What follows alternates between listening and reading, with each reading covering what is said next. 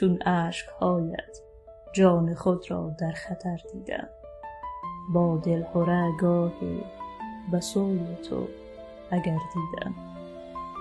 مرغی شدم پرپر زدم آنقدر پیشت تا در دستهای تو خودم را مشت پر دیدم.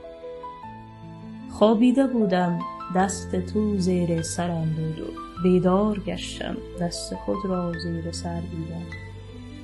در خانه بودم با تو و در زد یکی، رفتی در را گشودی و خودم را پشت در دیدم.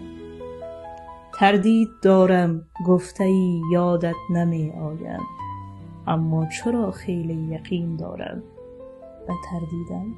با من بیا در شهر ساکن باش همواره، با من بیا در شهر ساکن باش همواره. آزادی بی قید و شرطی در هنر دیدم.